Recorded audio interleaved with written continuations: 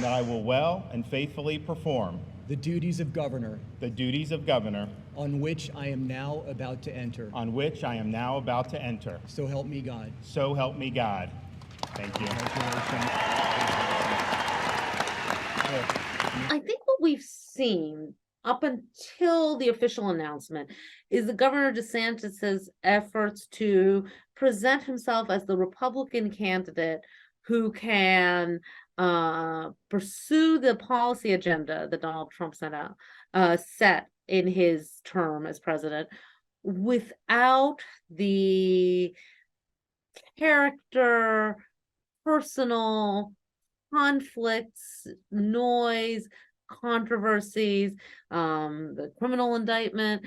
Where DeSantis is trying to distinguish himself is to make himself seem as if he is a calmer, more sedate, and perhaps more serious performer of politics than Trump. A lot of people, including many of Trump's supporters, are sometimes concerned about his recklessness on the national stage, the way in which he might say things that do not seem to project a desirable opinion of American power, both at home and around the globe. And DeSantis is trying to claim that he would actually be the one to do that. I am not doing polls to tell me what to do or what to think. And I've never taken a poll since I've been governor. And the reason is a leader is not captive to polls. I also want to thank my Iowa senior advisor. The publication said Trump still has really high approval ratings with the Republican voter base, is defeating Ron DeSantis in poll after poll by a lot. And I'm beating Joe Biden by a lot, very importantly. So I have not seen any evidence to suggest that he would really persevere over Trump at this point. But that's also why I think we're going to see some changes from him in the next few weeks. I think he realizes that he's going to have to become more of a showman, while at the same time tacking in somewhat moderate directions. To try to do both of those is a challenge. If he's able to do it, he might be able to get more support and be a more viable challenger for Trump. There may be enough support in the Republican Party for finding an alternative to Trump that will develop in the fall. And Governor DeSantis at this point in time seems particularly well positioned to fill that spot. You what? They actually paid the $7. Oh, that's great. That's great. easier on my resume, but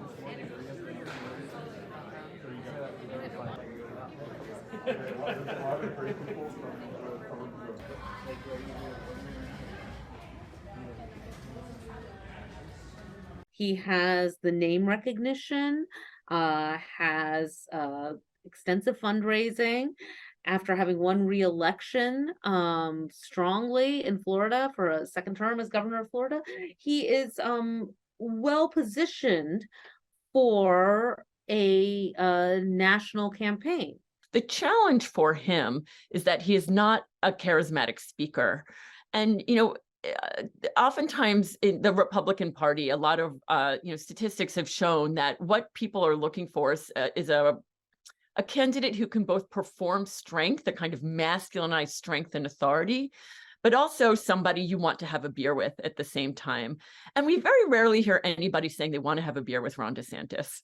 So I think that is going to be, a challenge for him to try to make himself seem that, that people would want to hang out with him in the way that they imagine they want to hang out with Trump, while also trying to be a more even-keeled and calm, somebody who can steer the ship in a more sedate way. Whether he is viewed as more likely to build a broader Republican coalition very much remains to be seen. And at this point, I would say the ability to reach across the aisle will be very politically to bring in. I think the question is less so bringing in opposition, right, Democratic supporters, but more independent voters. And that I think is also part of the DeSantis campaign strategy.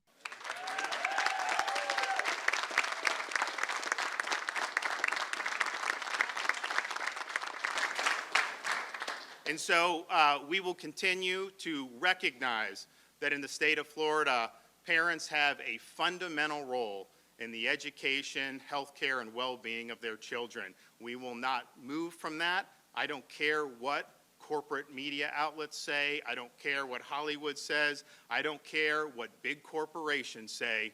Here I stand. I'm not backing down.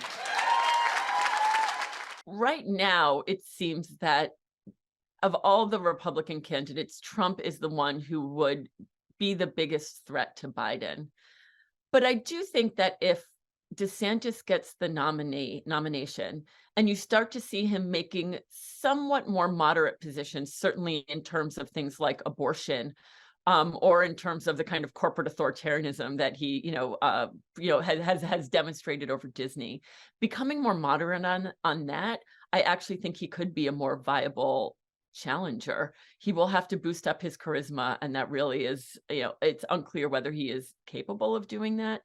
But I do think a lot of voters are disillusioned with Biden, less those on the left who would probably never vote for DeSantis, but certainly those in the middle.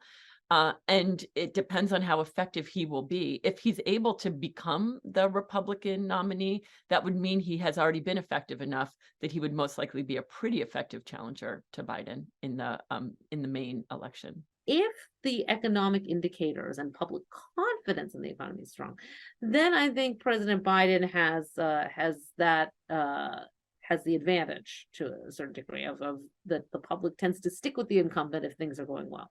If any of these factors become issues, then the door opens up for a challenger. And God bless you all. Thank you very much.